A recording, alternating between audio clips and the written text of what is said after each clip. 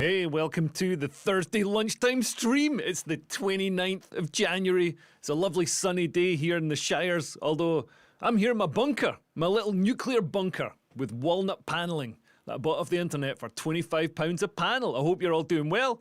What a week we've had. We're going to be going through, this week I've got a literal jihadist running for election in Birmingham. It's one of those headlines that would have ruffled feathers a few years ago. Now it's like, yeah, why not? Why shouldn't there be a literal jihadist who's tried to blow up the British consulate running for election in Birmingham? We've also got Amelia. I don't know if you've seen this. This is a sort of game that was set up by Prevent, the counter-terror people, to convince young teenagers to not be white supremacists and not do anything like Google immigration figures or anything like that, because that's a sign. That's a sign you might have Brexity opinions, which is obviously, that's something we've got to focus on while there are literal jihadists running for election in Birmingham. You know what I mean? We've got to watch out for those people who might want to go to the pub, drink beer, eat sausages, do something that's remotely British. We've also got Mohammed Hijab, the man with the most Muslim name in the world. He's recently declared himself bankrupt, but also footage has emerged of him saying some things that don't really align. They don't really align with what we're told by the left about how it's the religion of peace and just as British as anyone. That'll be interesting. We'll get to that in a moment. We've also got a NATO ad. So NATO, obviously, European armies want people to sign up to go and fight now because America's not willing to do it anymore. They're going to fight their own battles. And it's quite interesting to see this advert because white people are in it. White people are allowed in adverts again, but unfortunately it's just for things that you die in. You can also see white people in adverts for gambling, adverts for assisted dying, things like that. We've got a couple of comments. We've got Jerry Adams was an MP and he liked a boom boom. That's a great point. I think he still is an MP, or maybe it's just in Ireland now. Yeah, that was something. I guess in defence of Jerry Adams, he had specific political aims that didn't involve turning the UK into an Islamic caliphate. But, not to defend him, although I just did. So that was a lie. I've also got some new material. Also going to be talking about the Ben and Jerry's guy, Ben, not Jerry, who has spoken out about the ICE shooting people in Minneapolis. You'd think he'd like ICE, given that it's ice cream, but he's not going to be doing a new flavour of ice cream. I think that's the real tragedy here, we can all agree. And I'll be talking about Shakespeare being a black woman. Yeah, that's the latest revisioning of our history. Shakespeare was a black woman. I also want to do some new material. Just got a couple of ideas to trot out. Because, man, people right now, they do the paleo diet. And they do the paleo diet because it is supposed to be the healthiest of all time. It's the most natural diet. It's what we were eating when we were cavemen. But if you look at the paleo diet and what the life expectancy of people then, people were dying when they were like 25. People were just dropping down dead. Now, like right now, people are living the longest they've ever lived in human history. People are living to like 80. Some people in Scotland are making it into their 40s. People are living a long time.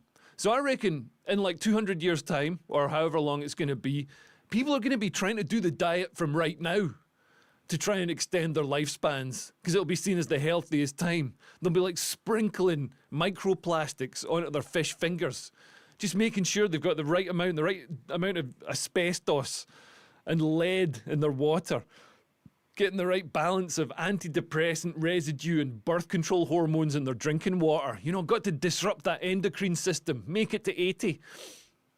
I think there's something in that. Although I tried it on stage, nobody laughed. Also, this week I got stuck behind a caravan. I was driving. Got stuck behind. I just don't understand caravans. I don't understand caravanning. Why would you want to take a really bad hotel where you're going? There's going to be bad hotels where you're going. There's going to be like unpleasant, cramped, plasticky hotels wherever you're going. You don't need to take one. What is the appeal of caravanning? Like, I want to drive at 30 miles an hour, and then when I get there, I want to do a shit like about 12 centimetres from my wife's head, just behind this like flimsy plastic door. It's ridiculous. What else have I got? Did you know the first slaves in the Caribbean were Scots and Irish? About 40,000 of us were taken over to the colonies. Like, there were laws on the books that said that any drunk or vagrant Scottish or Irish person, which was pretty much all of us, could be loaded onto the ship and taken over. 40,000 went. You never hear about this on the BBC when they're talking about slavery. I mean, it wasn't absolute slavery. It was indentured servitude. So you, after being a slave for like 7 years, you earned your freedom back. But then you had to return to the UK and explain a 7-year gap in your CV. And like go to job interviews in Aberdeen and be like, they'd be like, well, what skills have you got? And you'd be like, I'm really good at chopping down sugarcane. It's like there's no sugarcane in Aberdeen. But luckily for us, although unluckily for Africans, like my ancestors made terrible slaves, just so sunburnt and so lazy. Like they left us there in the plantation the first day. They came back the next day and we chopped down all the sugarcane and we built a benefits office out of it and we're in there signing on. That is what we did. Also, I saw that ICE, when they were in Minneapolis, they ate lunch at a Mexican restaurant and then deported the workers. This means that people working in Mexican restaurants are going to have to make sure that their fajitas don't taste too good. You know, they're going to have to make their fajitas taste like they're from somebody of Scandinavian origin. What else I want to talk about? I saw people complaining this day about the tampon tax. So apparently, you know, there's a tax on a packet of tampons. Amounts to like 15p, 20p or something, which, you know, it's terrible that women have to pay 20p tampon tax, you know, for something they have to do. But try paying for dinner. You know what I mean? Try paying for dinner. Like, if you go out, how many tampons could I buy? How much tampon tax could I pay if I didn't have to pick up the tab when I get dinner, you know? It's ridiculous. Also, I know I did a video recently about Rosie Jones not being good at comedy, but I just want to say, like, I want to say there's loads of women who can do comedy. I mean, look at Eddie Izzard. But Rosie Jones, like, I don't see the point of getting her to do comedy. She's obviously not going to be good at it. It's like getting a fat person to do ballerina. Yes, you're a nice person. Yes, you deserve to feel good. But I pity the person who's got to pick you up. Anyway, I also wanted to say... No, I want to say that. That's not... Just in case Hope Not Hate recording this. I wanted to say Bonnie Blue. You know Bonnie Blue? She was inspired by the Smurfs. I'm not talking about the name, Bonnie Blue. She's inspired by the Smurfs because there's like 500 Smurfs and one Smurfette. I think there's something in there. There's something in there. That was inspired by Paul Yoward, Patreon. I say inspired, he said it, and I stole it. Anyway. I wanted to do a video about that. Hope Not Hate paedophile. Hope Not Hate, man. They're coming out. They're slamming reform now. They've assembled a crack team of paedophiles to go after reform. But that Hope Not Hate paedophile. Just think of the shame. Just think of the shame he brought in his family by being in Hope Not Hate. Hey-o! Also, I wanted to talk about discrimination because nobody's more discriminated against than tall people. You want to talk about structural discrimination? The literal structures discriminated against us. You know what I mean? The amount of door jams I bang my head off. The amount of lights I bang my head off. Like I can't fit in a airplane seat within my price bracket. You know what I mean? And also, when you're tall, people just come up to you and start talking to you about you being tall. Like it's normal, like complete strangers. I was in Lidl the other day because comedy's going well. By the way, when I went to Lidl, I walked through the door. They've got this poster on the wall that says, "Play the health lottery here." Like, play the health lottery here. Like, I'm buying food in Lidl. I am already playing. Anyway, I'm in there doing the big shop. I've got my German cheese, my German sausages, my German cereal, and a fucking kayak.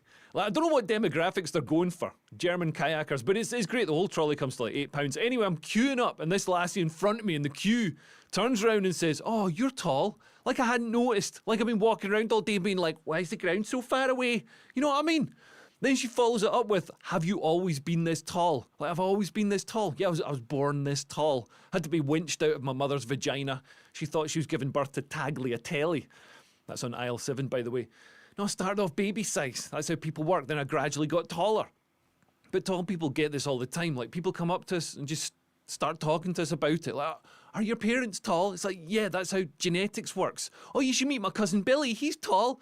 You'd have something to talk about. Yeah, we'd probably talk about how much of a cunt you are. And I get this one a lot, like, do you play basketball? Like, I don't know if you can tell from my accent, but I'm not from South Central Los Angeles. I'm from Dumfries. The only sports we've got in Dumfries are ones you can play with a pint in one hand, a cigarette in the other, you know, trying to flick a dart through a hoop with your dick or something. Anyway,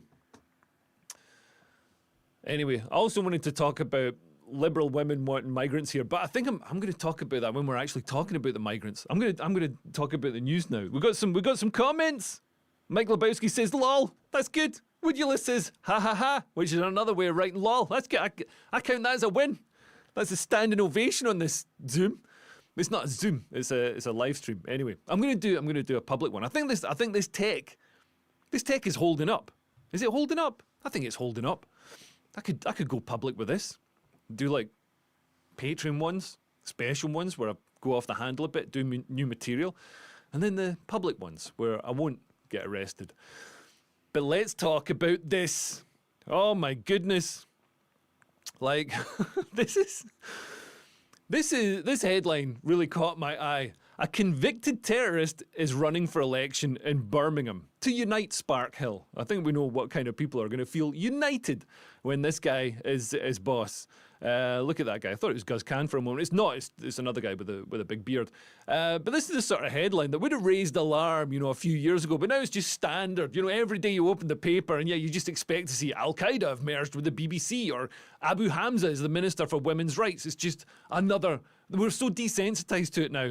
But I just want to like read through this, and then I'll show you some videos of him talking. And man, blimey. Anyway, this is Shahid Butt, which Shahids are those Iranian drones that are used by Russia, and Butt is something that hangs off the bottom of your back. So yeah. I'm not going to do a joke about him putting a missile up at anybody's bottom. I know stuff like that. If you go to Muslim countries, they're actually very LGBTQ friendly. They just keep it a secret. They don't have parades. But anyway, he's talking about his colourful life, including his conviction over a terror plot in Yemen. So this is a Birmingham Muslim activist who's jailed for his part in an armed terror plot. Sounds like a great guy. Is seeking election to represent Spark Hill on the city council. Shahid Butt, 60, says he believes he is the ideal candidate to unite a divided community and city, push back against the far right and defeat Labour in one of its traditional strongholds. Obviously, defeating the far right, that takes absolute paramount importance. You know, you've got to defeat the far right. Like, where would we be?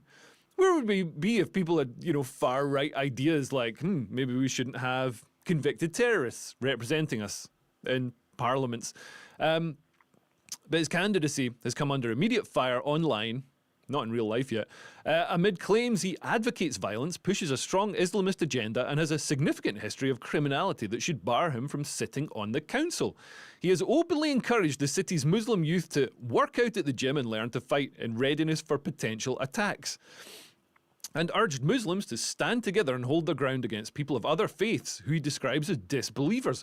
Wow, that's interesting, because when the left talk about Islam, it's like, oh, it's just they're kind and tolerant and it's the religion of peace and all the rest of it. But then when you hear guys like this talk about it, who might, you know, I trust this guy's perspective more than I trust Tony Blair's or you know, Owen Jones's. Although interestingly, Tony Blair's sister or sister-in-law, Lauren Booth, is now a full-on like hardcore Muslim activist. I'll do a video on her later on as well. It's very funny.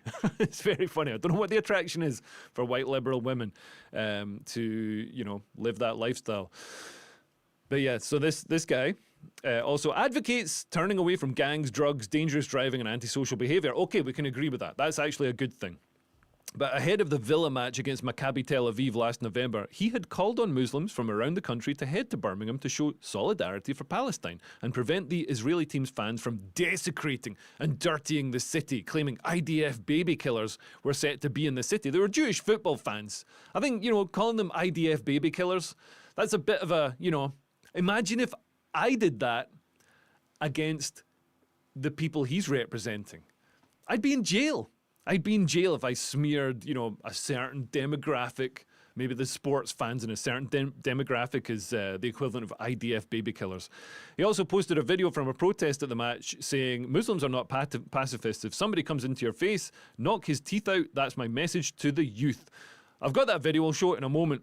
But a father of 5 and a grandfather to 2 girls will be one of an estimated 20 candidates who will be standing alongside controversial lawyer Ahmed Yaqub and fellow local activist Shakil Afsar in an independent candidates alliance. They should call that the Lion King Alliance. Shakil Afsar, Ahmed Yaqub. Ahmed Yaqub is the lawyer who represented the Manchester airport guys. You know the guys who attacked the police officers?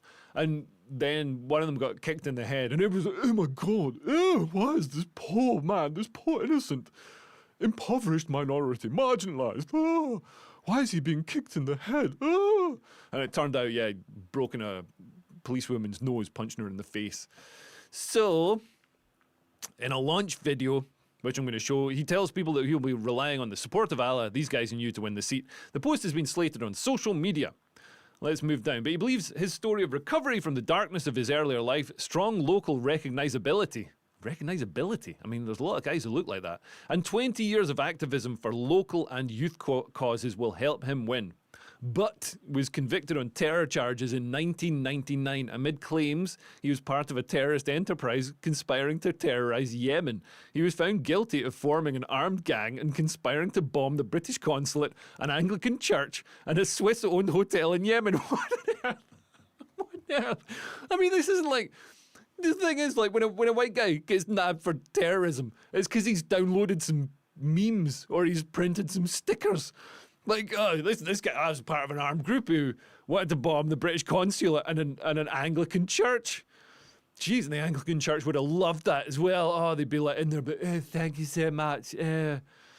Thank you for including us in your wonderful, authentic, marginalised minority cultural practice. So the group was supposedly linked to Islamic radicals who kidnapped 16 Westerners in 1998, 4 of whom were killed. They were accused of being sent to Yemen by radical cleric Abu Hamza. Abu Hamza, great guy. But always proclaimed his innocence and says that he confessed under severe torture. He was later jailed for 5 years. Before that, he'd been jailed in Birmingham for violence and was in trouble regularly through the 1980s, linked to his role in the notorious Lynx Gang, a street gang of mainly Pakistanis who took on the racist far-right skinheads and National Front. The racist far-right. The racist far-right. I mean, not to, defend anybody, but I've got a feeling these racist far-right guys were just like, what is going on here? Why have we got jihadists? And they were fighting the jihadists, and everybody's like, oh, these racist far-right bigots. Why wouldn't they let them blow up the British consulate in peace? Why wouldn't they let them, blow up the Anglican church? The Lynx Gang. Do you think they had women running to them? 72 virgins. You spray it on your armpits, you get 72 virgins. The Lynx Gang. Lynx. Middle East, not Africa. Asked about his violent past, he said, I am not a pacifist. If someone attacks me, I am not just going to turn the other cheek, I am going to defend myself. I will also be preemptive as the law advises me. If I feel like my life is threatened or my family, I will do a preemptive strike. Maybe the Anglican church was about to attack him. But does that mean I go around oppressing or bullying people? No, I think that's disgusting. Well, good for you for standing up against bullying. He added, I'm not saying that I'm perfect. Well, yeah, I mean, yeah. At least he can admit his flaws, such as blowing up consulates. I can make mistakes as well. Sometimes in the heat of the moment, I say something that I may later regret, but I'm not an AI robot. I'm a real person. I've had a very colourful life and had my ups and downs, but that's what gives me credibility in my community. Oh, that gives you credibility in your community, does it? They like that. They think it's credible. People see me as a real person with all my faults and shortcomings. Asked if he believed he was a unifying or divisive force, he said, I genuinely believe I can unify and bring people together. What, like, could you bring Jewish football fans together with Muslims in Birmingham? Or would you describe them as IDF baby killers and infidels? Oh, wait. he says he genuinely believes he can unify and bring people together, even if we are talking about the far right. If you stick to your guns and stand firm, your enemy will respect you. I believe strongly I can bring people together. I don't have a degree from a university, but I do have a PhD in life. Wow. A PhD in life. There's a lot of them. There's a lot of them. They're cheaper than a PhD from a university.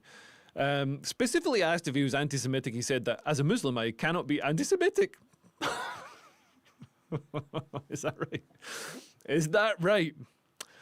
I cannot be anti-Semitic. The Jews are my cousins. We both have the same father.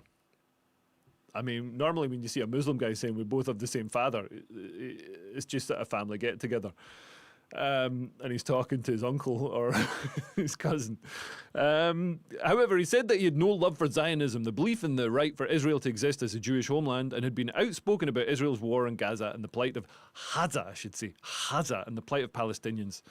I'm against any kind of apartheid behaviour, whoever is doing it, but no, I'm not an anti-Semite. I'm happy to sit with them, break bread, have a coffee with them. I have no issues whatsoever. He also claimed suggestions of an Islamic takeover of Birmingham or anywhere else were wildly exaggerated.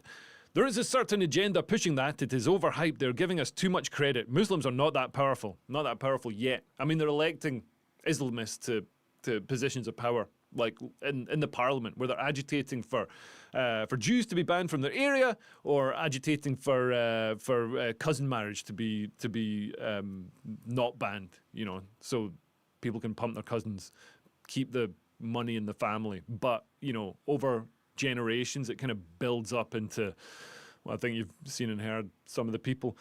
When I'm sitting in the council chamber, I will not be implementing Sharia law. I have to abide by British law, the law of this land. So that doesn't sound like he's opposed to Sharia law. It sounds like he's forced at the moment to abide by British law, the law of the land. And, you know, when is that law going to change? I will be an advocate of the law of the land. The irony is that the word Islamist is misunderstood. Islamists believe in democracy. Surely that is a good thing. If Islamists believe in democracy, why are no Islamist countries properly democratic? Like, look at Afghanistan. Look at Iran. Like, the countries that are run by Islamists are the opposite of democracy. And now we're seeing democracy undermined, because democracy can only really work in a Western country, or a country that's not tribal, doesn't have people voting along sectarian lines. Whereas what we're seeing with Muslims in the UK is people vote along sectarian lines. Like even under Jeremy Corbyn obviously appealed a lot to Muslims. Can't imagine why. Corbyn appealed a lot to Muslims, and 85% of British Muslims voted for Jeremy Corbyn. And now that, you know, they've got the numbers to actually get their own specific candidates elected, they're getting them elected. They're getting, you know, Islamist candidates elected to Parliament, and that's only going to grow and grow as the population grows. And, you know, the videos I'm going to show, the Mohammed Hijab stuff, it should really get people thinking. So he added, people suggest we are fifth columnists living here. Partly that's because of the strength of the narrative being promoted by the far right, who now have billionaires and politicians behind them. Muslims don't have the power and influence to counter that narrative. We are British citizens and abide by British law. He said he was standing for council now because he had the desire and time to devote to the community where he had grown up. I don't like party politics. I did not previously see anything I wished to get behind. There was no party I felt I could join where I could be truthful to the people I represent. He said he supported the project led by Yaqub and Afsar, but would remain independent. He said of his local campaign, my priorities are to support the youth and their education, to turn them away from drugs and antisocial behaviour and dangerous driving. I want safer and cleaner streets in Spark Hill. So he wants to support the youth and their education, but the video we'll show in a moment, the video we're going to see, shows what sort of education. I've seen my community change over 5 decades, and it breaks my heart.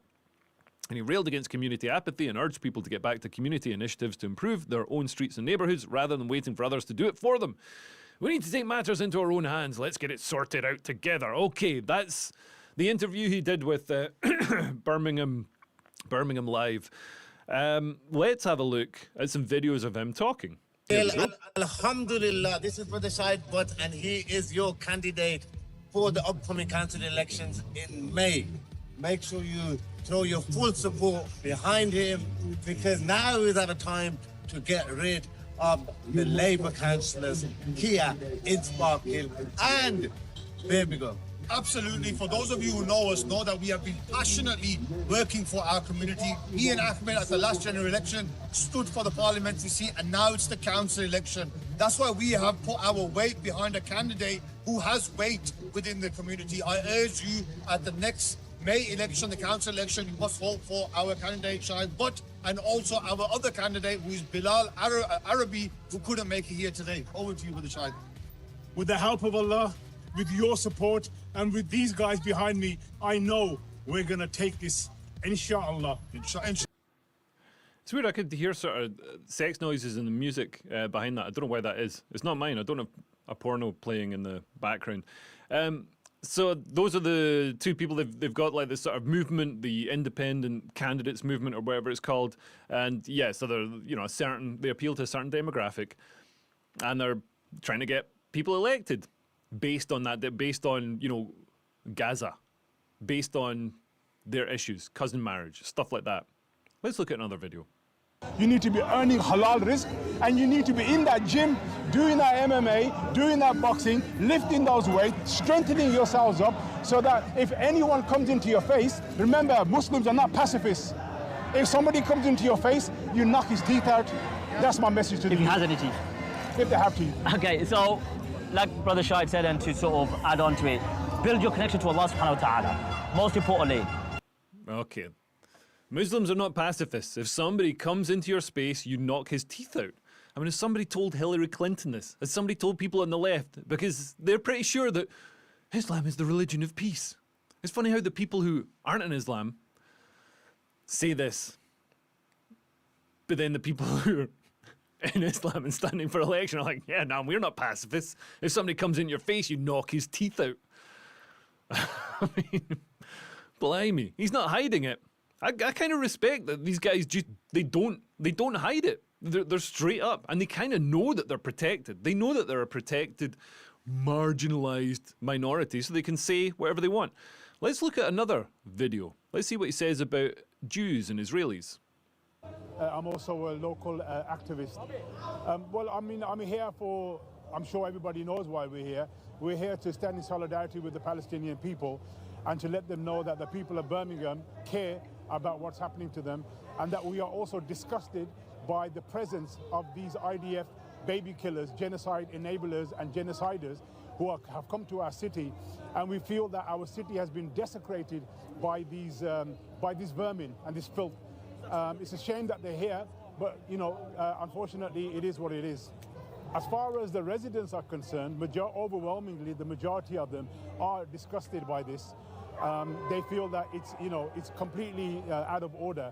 And also fair play to West Midlands Police and the Chief Superintendent for holding his ground and not allowing these violent thugs, the fans for the Maccabi Tel Aviv, to come into this country and to come to Birmingham. It's like I said, we kind of... So this was...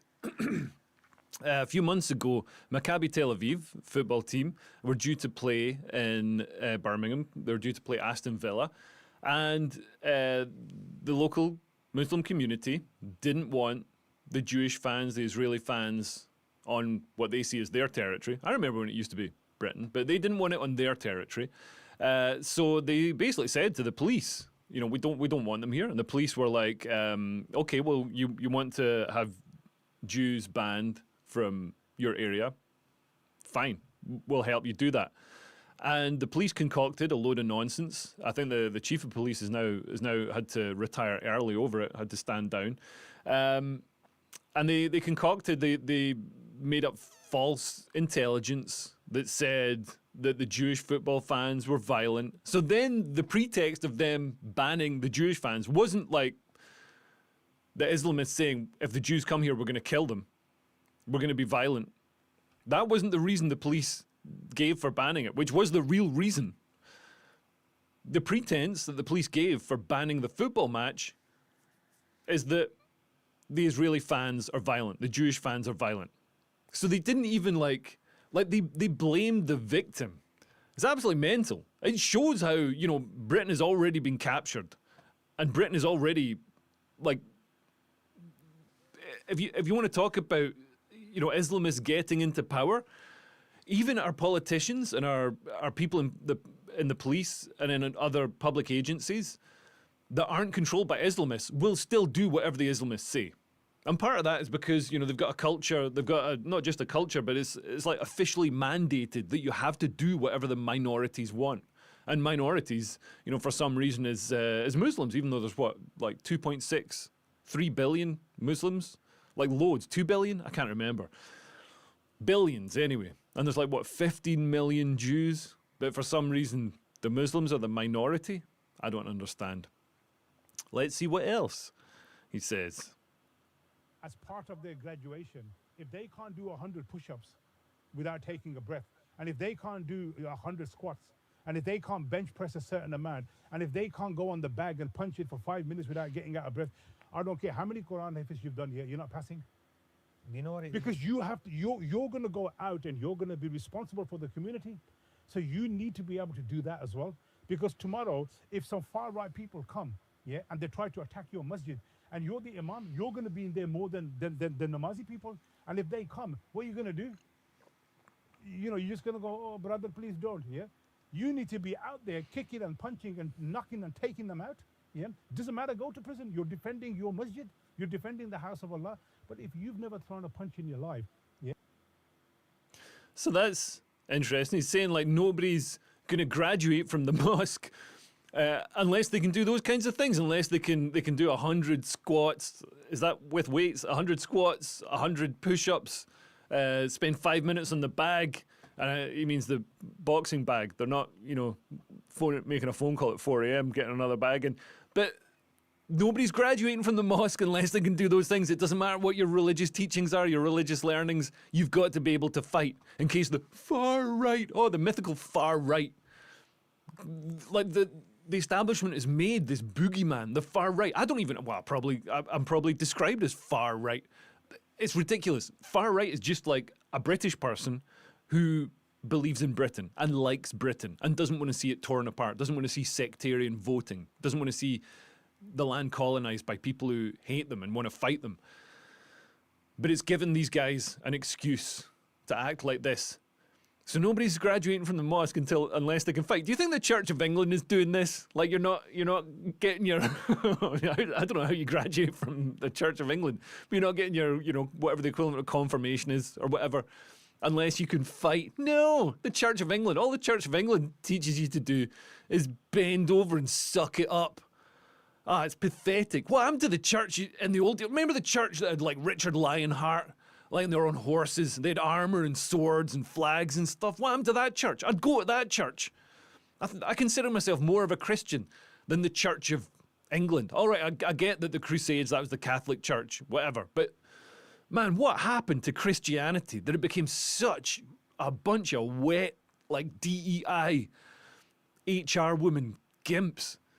And they're going to get steamrolled by these guys. And I respect these guys because they're just open about it and they're taking advantage of every excuse given to them. Why shouldn't they? Nobody's stopping them. The only people who stop them might be some like local British guys who don't like it. And then they get smeared as far right. They get thrown in jail. The establishment isn't doing anything to stop them. Man, fair play to these guys. They're just doing what they said they'd do.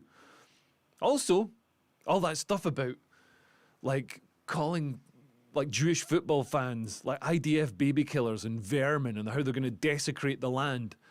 Desecrate the land. That's your land, is it? That part of Britain. This just shows, people talk about ethnic enclaves when what they really should say is conquered land. Conquered land. And also, shouldn't he just join the Green Party?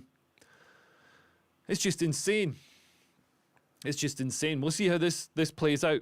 But I guess we'll see, the dichotomy between what's seen as acceptable and things that British people do that get slammed as far-right extremism is just absolutely insane. The next thing I'm going to talk about, I'll just pull up the link.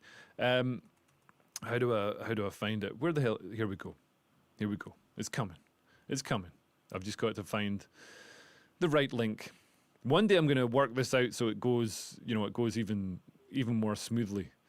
And I can have all the links and I'll just press a button and it'll skip across them. But where is here we go. That's smooth. I did that in less than a minute. Very smooth. Here we go. Why is this not loading? Come on, hurry up and load. What's wrong with my internet?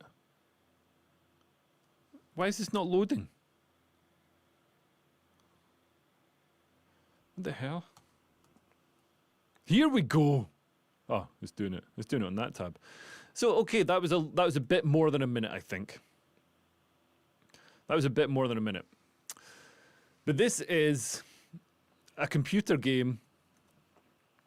This is a computer game called Pathways: Navigating the Internet and Extremism, which was made in collaboration with Prevent. This is a government-funded, sort of social engineering computer game that teenagers can play, so they can see, what's gonna lead to the radicalization, what's gonna lead to them going to jail. And Prevent are there to stop radicalization that could lead to terrorism. They're not there to stop, the jihadist getting elected to a seat in Birmingham. Oh, he's fine to do it. But if a British person likes sausages, says they like bacon, wants to walk their dog, then that's far-right extremism and it's not inclusive. And it's your usual state-funded, dopey social engineering. You play a non-binary college student called Charlie, who's described as they, them, and you have to make it through college without being radicalized. And, parents in the United Arab Emirates will no longer send their kids to London because they're worried about them getting radicalized by Islamists. Do you think that's what the game looks at? No, not at all. Not even a little bit. This game purely deals with white Brits, so the bad radicalised actions are things like looking up immigration statistics or expressing concern about job competition or watching videos that criticise government immigration policy. If you're talking about English identity or English heritage or cultural continuity, then that's bad and that's radicalising. And, if you get enough of those, if you click the button saying those, then, you're going down the pathway to radicalization and you'll get in trouble. And Amelia is a character in the game. She's a purple-haired girl who tries to lead you astray because, like all purple-haired girls, she's a fascist. It's just weird. It's weird that they picked a purple-haired girl to be their fascist instead of a gammon like me. And obviously, this being Britain, people immediately rip the piss out of this game because that's what Brits do. That's what we do. And it's fair to say that the establishment is not taking the piss takes very well. They're responding to it like the establishment responded to the Sex Pistols. Let's see what The Guardian says. Meet Amelia, the AI-generated British schoolgirl who's a far-right social media star. The avatar, created to deter young people from extremism, has been subverted and is breaking out of niche online silos. Do you think The Guardian understand that they are a niche online silo themselves? Come on. It's ridiculous. So, in certain corners of the internet, on niche news feeds and algorithms, an AI-generated British schoolgirl has emerged as something of a phenomenon. So, videos of Amelia, who's, the character from this game, who people have used AI to put her in different places. The videos feature her walking through London or the House of Commons or declaring her love for England and warning of the dangers of militant Muslims or third world migrants. In one clip, she is harangued by a bearded man in Islamic attire for eating a pork sausage.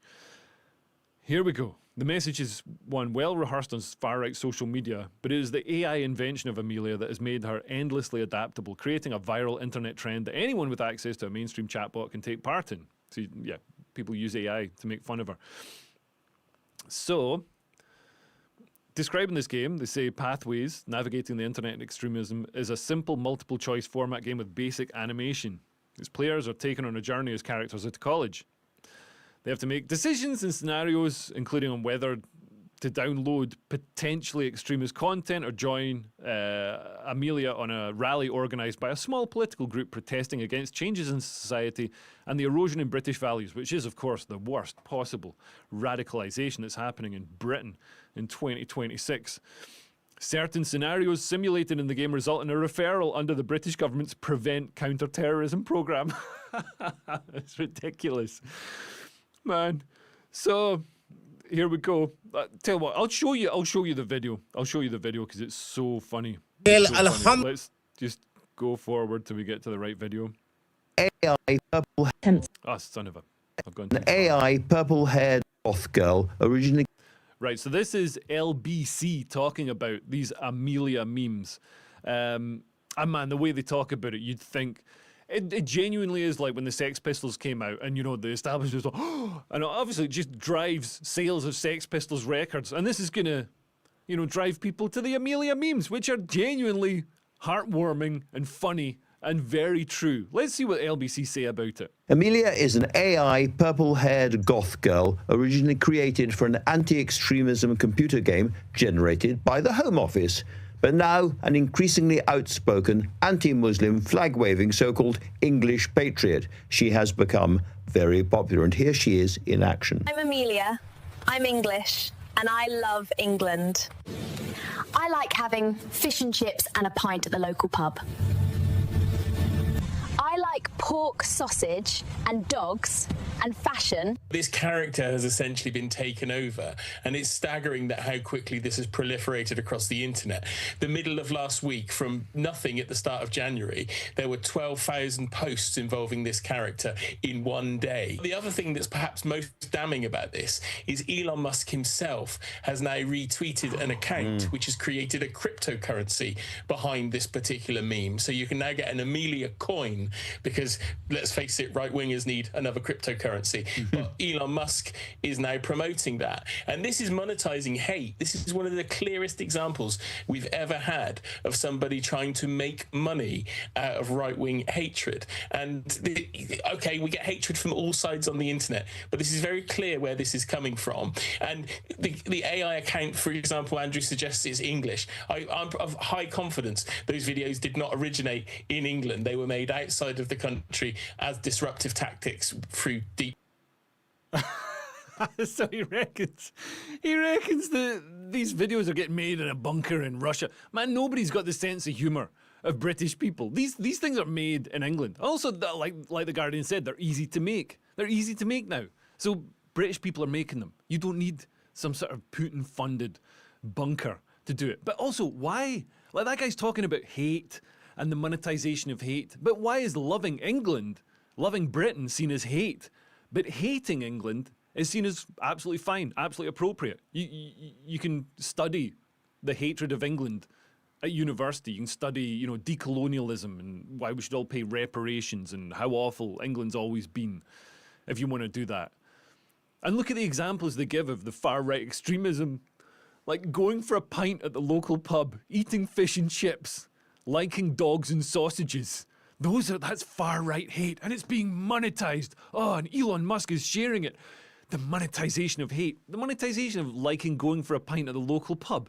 How on earth is that hate? And compare that to the guy in Birmingham who's standing for election and is allowed to stand for election, and none of these people that are crying about, these AI-generated Amelia memes are saying anything about this guy. The guy in Birmingham is a literal convicted jihadist who tried to blow up the British consulate in Yemen and a church. And they're this is diversity. This is good. This is good, actually. But, if you like eating fish and chips, that's hatred. And you're monetizing the hatred. This is awful. Man, let's have a look at one of the piss takes that, that I think skewers the whole Pathways game really well. I'll do a playthrough of the Pathways game soon. I'm going to have to skip through this again.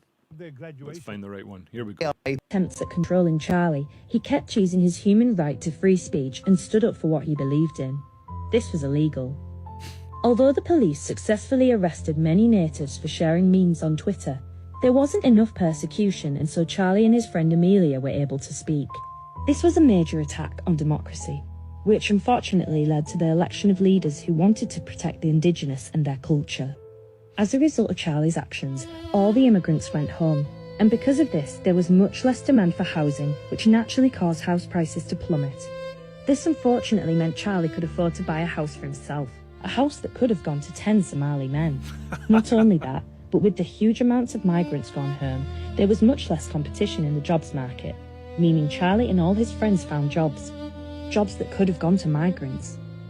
Eventually, Charlie went on to marry Amelia. They had 4 children, all of which had white skin. This was clearly racist. Despite all this, Charlie was somehow happy. But at what cost?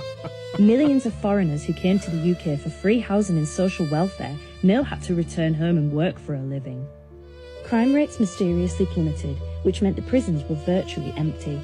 This saved hundreds of millions of pounds, money that could have gone to providing migrant grooming gangs with food and shelter during their stay in prison.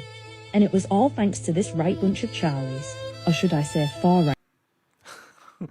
I mean, that's brilliant. That just absolutely skewers it. And that's the sort of satire. That's the sort of satire that the BBC should be doing instead of like, oh, this is horrible far right bigotry. The BBC should be mocking the ridiculous social engineering that's being foisted on us by a government that's so out of touch. And this, I mean, the most worrying thing about this is it sort of reveals how completely out of touch the government is, how little control they have over anything. Like, everybody can see the sort of things that are going on, and everybody can see, you know, what's being smeared as far right or bigotry. Everybody can see it. It's absolutely mental. Anyway, let's move on. Let's move on and have a look at Mohammed Hijab. He is an outspoken Muslim. Would he describe himself as an Islamist? I'm not sure. I'm not sure where the line goes from Muslim to Islamist. But let's have a look at what he's been saying. Our numbers are massive. There's 50 million Muslims in Europe. There's more Muslims in Europe than there are in some Muslim majority countries. If all the Muslims in Europe were one country, it would be one of the biggest Muslim countries in the world. That's the truth.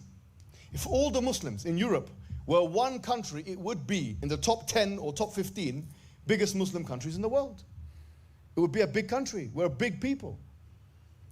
So that means we need to start acting like the Muslim community have to become the consequence.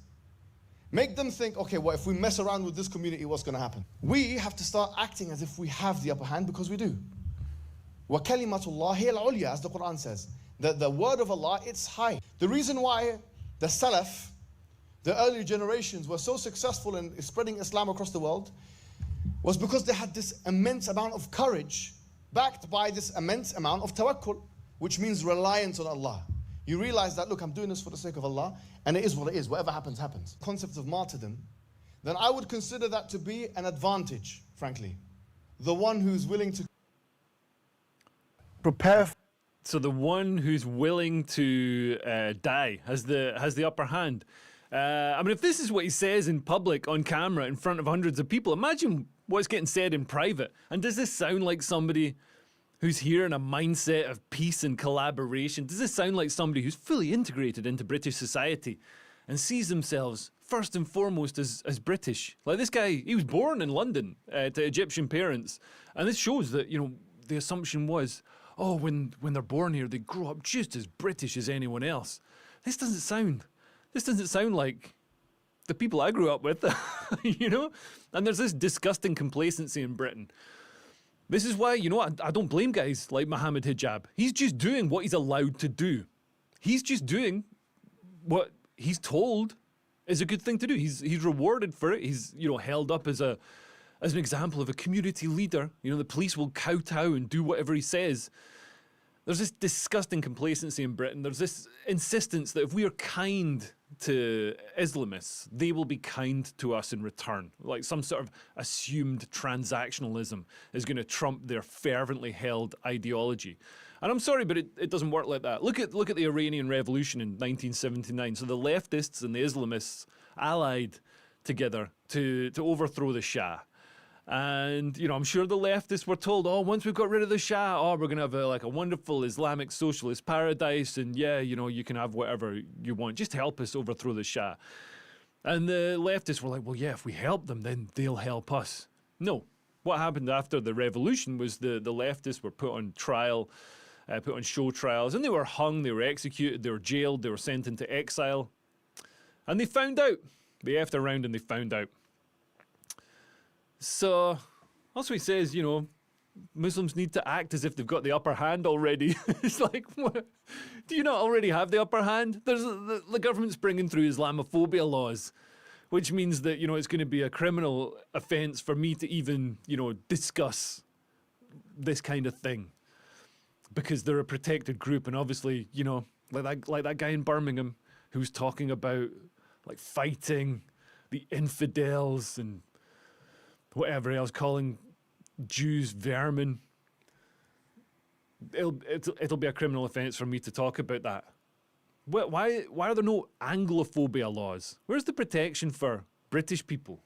There's absolutely zero pushback on Mohammed Hijab and people like that from the government. And he actually says martyrdom is an advantage. And yeah, it kind of is. I've got to agree with him there. It kind of is. That's why, you know, nobody is scared to do a musical, a stage play mocking Mormons. It's happened. The Book of Mormon. Nobody's scared to do The Life of Brian mocking Christians because they know there isn't an element in Christianity that's going to, you know, do suicide bombings or enact that kind of punishment. But it can happen with Islam. Look at the people who've had to go into hiding. And look what's happened in pretty much every Islamic countries, in pretty much every Islamic country. And I know a lot of Muslims integrate, and a lot of Muslims are my friends. I'm seeing a mate this weekend who's Muslim, who's coming down from Birmingham. But one of the things that alarmed me about speaking to people in Israel when I went over there, particularly on the kibbutz, Kfar Aza, which was, I think it was the first one raided by Hamas when they came over on October the 7th. And they went through and they slaughtered people, took people took people hostage.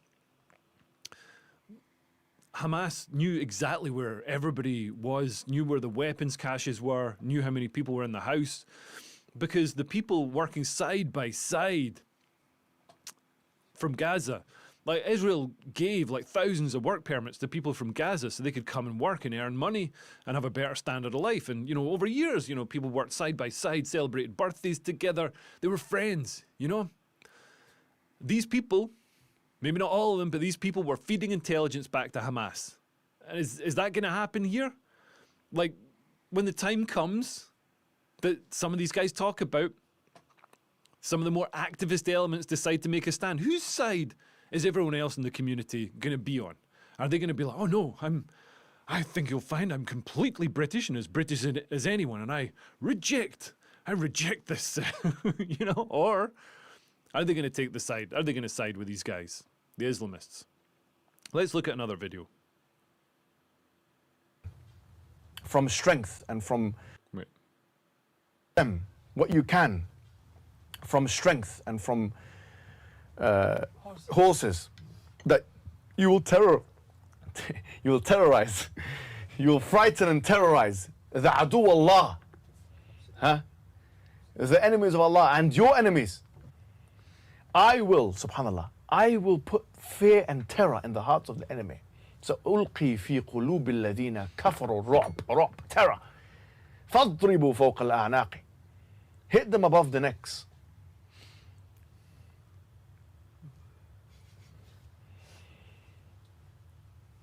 واضربوا منهم كل بنان, and cut their fingers. Why the finger? Because they can't fight. You disable a very intelligent way. You cut their hand, cut their neck, finish, dead. Allah is telling you how to fight. SubhanAllah, if you noticed, He's giving you the moves. And the most important move, فَاضْرِبُوا مِنْهُمْ فَوْقَ كُلَّ بَنَانٍ فَاضْرِبُوا فَوْقَ الْأَعْنَاقِ. Go for the one-touch kill. Yeah. فإذا لقيتم الذين كفروا فضرب الرقاب. Surah Muhammad. If you see the ones who فضرب الرقاب, this keeps coming up. Either hit the neck or hit above the neck, which is. Blimey. So, some interesting points there from Mohammed Hijab. And some interesting ways to punish the kafir and kill him with one hit. I don't know. Islamists who adhere to a literalist and political interpretation of Islamic scriptures identify the enemies of Allah as those who oppose the establishment of a strict Sharia-compliant Islamic order. And that, you know, that doesn't just include infidels, kafir like myself. That includes, you know, Muslims from sects who aren't as hardcore. It includes Muslims who, you know, can't really be bothered with, you know, doing all the steps of Islam. But this shows, you know, he's not hiding it. I respect this. He's not hiding it. He's saying it out loud, and he's allowed to. He's permitted to do it by our security services. And to be honest, if it was up to me, we wouldn't spend a penny on intelligence and security services in this country. We've got 50,000 Islamists on terror watch lists. Like, if it's a good idea for them to be here, then we don't need to monitor them. Why are we hiding the reality from people? Why are we foiling the plots? If people want them here, then they want the consequences. Maybe people should stop deluding themselves. Like, why would you stop that happening? You go down to the Houses of Parliament, it's got huge barriers, the concrete blocks, the diversity barriers, the huge fence to keep people out.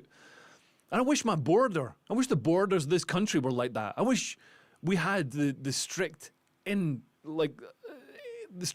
guards for this country that they have at the Houses of Parliament. Somebody made a really good point. You can either have one border around your country, or you can have thousands of little borders inside your country.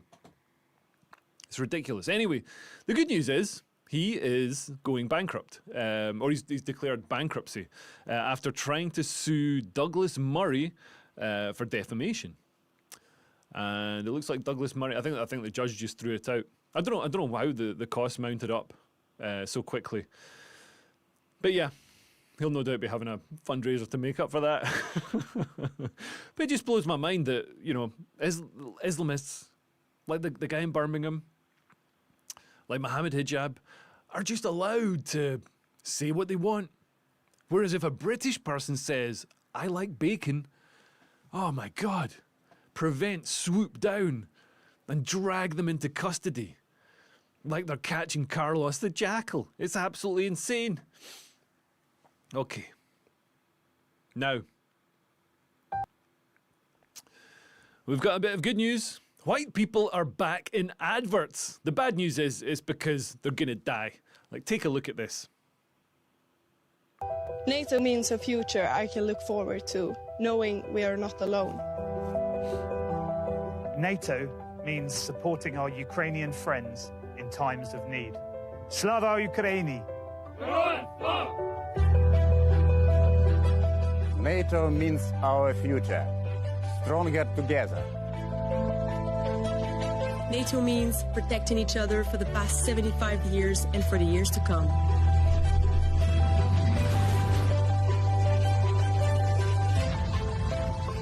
NATO means working side by side, every day, civilian and military, to improve our security. NATO means celebrating our differences and overcoming challenges together. NATO means living in a free society and a chance to shape our own future. NATO means serving a greater purpose to protect the ones that I love the most.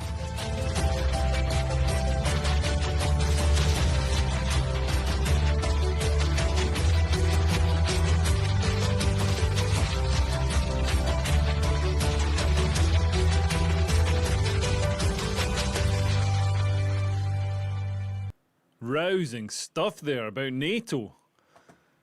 White people are back in adverts, but just for going to war and dying. You can see this has been the case for about 5 years now. If it's an advert, if it's for anything slightly positive or like a fabric conditioner or whatever it is, then it's either black guys with like white wives or something like that. Not that I've got any, you know, I've got no problem with that. But every single advert, unless it's for gambling, for alcohol addiction, for going to die in a war, for euthanasia. You know, if you look at the adverts for euthanasia in Canada, because they've got to kill lots of people off in Canada to make way for all the migrants coming in, all the people in the adverts are white. You can only have white people in an advert if it's for something bad. And also, you want Europeans to go overseas to fight. But, you know, look what's allowed to happen every day inside the borders of Europe. Look at this. This is boats. Boats turning up on the shore of of Spain.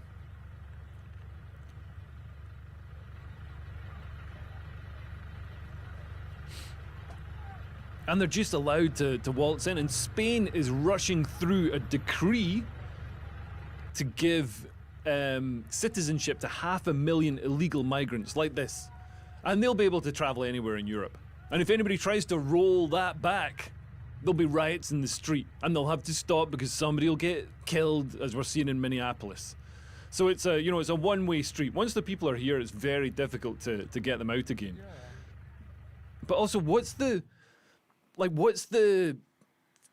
sort of call to arms for people to sign up and fight for NATO? And I'm a supporter of NATO, by the way. I think it's a great idea. I think it should be used, more muscularly. I think it should be used for empire building again. I think if other places are so chaotic and so war-ridden that people have to come here as migrants, we should go over there and run those places again. Like, look at places like Zimbabwe, absolute basket case now. Like, bring back Rhodesia. We can run it again. We can make the economy great. Everybody will have a much better standard of life. I think the people who are against apartheid, the people who wanted, Rhodesia to go back and be run by Mugabe, they just wanted to see more Africans dying of starvation. And I think it's the guys who believe in empire building, who believe in taking civilization to these places, who want to save lives, who want to give people good lifestyles and, Western-style standards of living, which I think, a lot of Africans would actually want themselves. But what's the call to arms for people? Oh, go overseas, join NATO, go overseas and fight for Greenland, go overseas and fight, in Ukraine. But like, if you're in this country, if you're in Europe, you get sent to jail, you get called a far-right extremist if you like sausages. It's an absolute clown world. And look at the guys who are already in here talking about murdering the infidels. You want me to leave this country to go and fight other guys when those guys are in here? Doesn't really make a lot of sense to me. Doesn't make a lot of sense. Anyway, the fallout from the shootings of Rennie Good and Alex Pretty continues. I'm going to explain how the left are partly responsible. But first, let's look at the greatest tragedy to come out of the shootings, the ICE-involved shootings in Minneapolis. Ben & Jerry's are not going to make a new flavor of ice cream. This is a tough one to stomach. This is the real tragedy, I think, here. Let's just skip through till I find it. Amelia is an... Them. Right. To make a special ice cream today to memorialize and celebrate the life of Renee Good. But now that Alex's murder makes it clear that the murder of Renee and the government's lies were not a mistake, but standard operating procedure, I just don't have it within me. We all live in Minneapolis now, because Minneapolis is only the beginning of what they have in mind. They're coming for anyone, anywhere, who doesn't submit.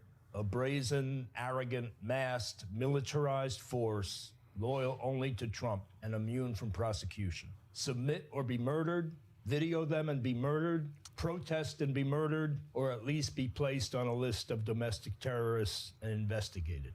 This is not freedom.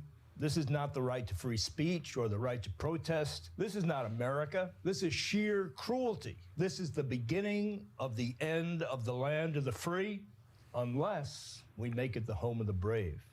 Unless we're brave enough to stand up for justice, to stand up for our neighbors, to stand up for compassion.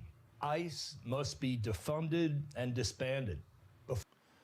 Well, I think I've had enough of that. So this is Ben & Jerry's. I mean, they've advocated, well, it's one of them, it's Ben Cohen. He's advocated for open borders to bring all these people in. So really, the left, Ben Cohen, are responsible for the law enforcement operation. If the people hadn't been brought in, if millions of illegal migrants hadn't been brought in by the left, like deliberately brought in, funded, NGOs, state-funded NGOs, bringing them in, giving them housing, giving them benefits, putting them in the places where they're going to affect the vote the most, that's why they're in Minneapolis, then ICE wouldn't need to remove them.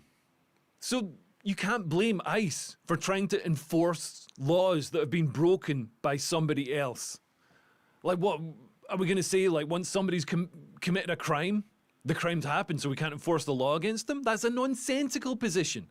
And if the left didn't want the law to be enforced, they shouldn't have encouraged people to break it in the first time. They shouldn't have facilitated and funded the breaking of that law. And don't get me wrong, I think it's tragic that Renee Good and Alex Pretty were killed. You know? I genuinely, I think it's sad. You know, Renee Good, she's a mother, she's got kids. And I think they're probably, you know, they're probably good people on some level. I know there's that video of Alex Pretty spitting on the ICE agents and kicking the car, smashing the taillight off them. But, you know, he's just got a twisted worldview. I think at heart he wants to help people. He's just directing it in the wrong place. But if you've got thousands of people going out every day to engineer chaotic, violent confrontations with federal agents, like, what do you think is going to happen? You remember Waco? You remember Waco? The left weren't crying about that. That was kids. Hundreds of people, kids, women, burnt and killed by federal agents.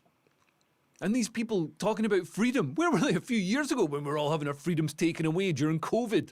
Like, freedom in the West has never really included the freedom to stop paedophiles from being deported. Like, if we're going to be real about it, ICE are there focusing primarily on the criminal illegal migrants. They're not going to building sites so much. They're focusing on people who are known to have committed horrific crimes, including child abuse, rape, stuff like that. So why would you want to impede them and create risk, create martyrdom when they're doing that work? Like all these liberal lefty women trying to stop law enforcement, arresting rapists and child molesters. That's the hill they want to die on. Where were these liberal lefty women when Harvey Weinstein was getting arrested? Why weren't they throwing themselves in front of the police cars, taking Harvey Weinstein away? Be like, no, let him go. Oh, we can't punish people for crimes. We can't enforce laws and borders and stuff because it makes me feel bad. Man, Harvey Weinstein must be kicking himself. He didn't draw on a little moustache, put on a sombrero, start talking Venezuelan. And yes, before you say, oh, actually, you speak Spanish in Venezuela. Yeah, I know. Anyway, we know why these people were brought in. And it's purely to gerrymander the vote in swing states. So they're bringing hundreds of thousands of immigrants in states that might swing on just 20,000 votes, like the elections decide on these swing states, 20,000 votes this way, that way. Make it either Republican or Democrat. So if you bring in 500,000 immigrants to that state and half of them get registered as voters, they're all going to vote Democrat. They don't want the benefits to stop. They don't want the good times to stop. They don't want, Trump sending people in to send them home. They're going to vote Democrat and they're going to make it a permanent Democrat state. And then the people who built the country, the people whose ancestors built the country, the people who formed the civilization are disenfranchised, have their country taken away from them. No wonder people are upset about it. No wonder people voted for Trump. And there's a lot of criticism of ICE for targeting non-white people. But white people make up only 5.8% of illegal migrants in America. The vast majority are non-white because the illegal immigration system is racially biased against white people, which, because it's racist against me, it makes me feel sad. And apparently when somebody feels sad, that's the worst crime ever. I would love to live in America. But as a Northern European white man, illegal immigration was never an option for me. Apparently, I have to do things like follow rules and obey laws. The one time I slightly fudged immigration, I went and lived in Vancouver for a year on a student visa. I didn't actually, break any laws, but, I didn't actually go to university. I didn't go to university. I just used it so I could get this 1 year transfer thing so I could go and work in Canada. Because I wanted to go and work in Canada. And also, what happened to the left? This Ben Cohen guy talking about, I was going to make a new flavour of ice cream, but I just don't feel like I can. What happened to the left? When I was a lefty in the 90s, we were really suspicious of corporations. We were cynical. We knew they were selling something. And now people on the left are like, well, I'm buying this ice cream because it aligns with my values. It doesn't have values. It's ice cream. They just want you to buy the ice cream. It's a corporation. It's selling stuff for profit. Why don't people get that anymore? Now, it's like corporations found a way to hack the left. So, if we pretend we've got values, if we pretend this tub of chalky fudge, soft scoop, if we pretend that this tub of ice cream has like moral values, then they'll buy the ice cream. And they do. They buy the ice cream. Oh, I'm not going to buy that far right ice cream. That Haagen-Dazs. That sounds like something that Hitler would say at his rally. I'm going to buy this Ben and Jerry's ice cream because it wants to flood America with illegal migrants. Isn't that so wonderful? Absolutely mental. Anyway, before I go, got to talk about this. Shakespeare is a black woman. This will be I know we're running over the hour. I'm just gonna open up this thing. It's not gonna take long. There, it didn't take long. That's amazing. That's amazing. Okay, actually, let's just go through a couple of your comments before I go to that. Amelia is a purple-haired Sydney Sweeney. That animation is gold from Mike. Yeah, man, it was so on the nose, so like subtle and precise. It was beautiful. Why isn't the government doing stuff like that? Here we go. Come on, Russia. Shouldn't they be recruiting all the fighting age men who know how to get across borders? Man, that's a great point. When people say, all the white people need to go and fight in Ukraine. Man, we've got people coming across who apparently are as British as anyone. And I'm sure are just aching for an opportunity to show how aligned they are with the West, how grateful they are for being given refuge in the West.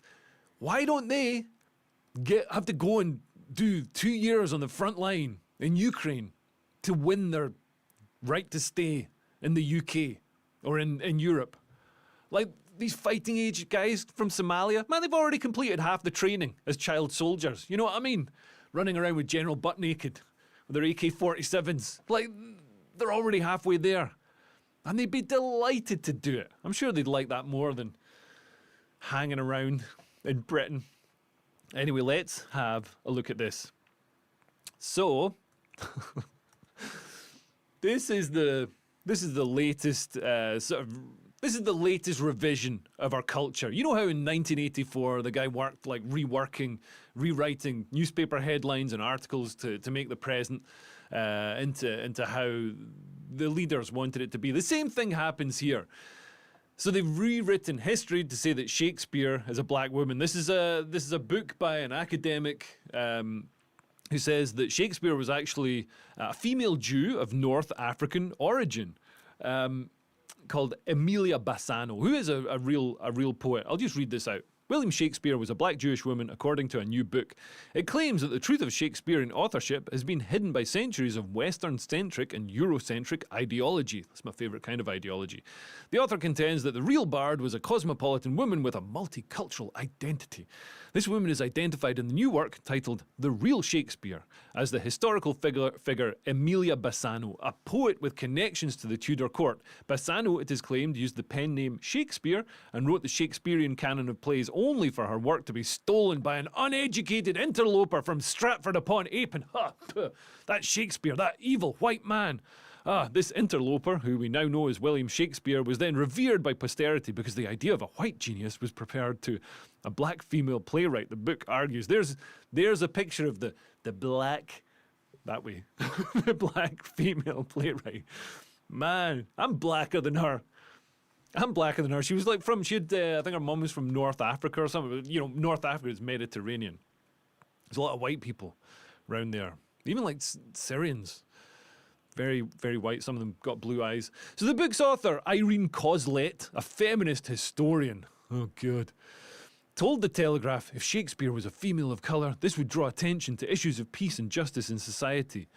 What if women had a pivotal role and a civilising impact in history, but they have been silenced, belittled and erased from the dominant narrative? What would a paradigm shift reveal about ourselves? Such a reflection challenges us to reconsider our understanding of society. Shakespeare's own authorship was never questioned during his lifetime. His fierce rival Ben Jonson hailed him as a genius for all time, and a dedication included in the first folio. However, the question of Shakespearean authorship has led some sceptics to suggest that fellow playwright Christopher Marlowe or nobleman Edward de Vere or William Stanley, or maybe Leo Kearse in a time machine, may be responsible for his considerable output. The latest candidate, Bassano, was the mistress of Henry Carey, 1st Baron Hunsdon, Elizabeth, the 1st Lord Chamberlain and patron of the Lord Chamberlain's Men, the theatre troupe Shakespeare made famous. Some writers have suggested that Bassano may be the inspiration for the Dark Lady addressed in Shakespeare's sonnets. Well, yeah, maybe, except she was like white. Some write the long-standing scepticism is based on doubt that Shakespeare, a man from provincial England with little formal education, how dare you?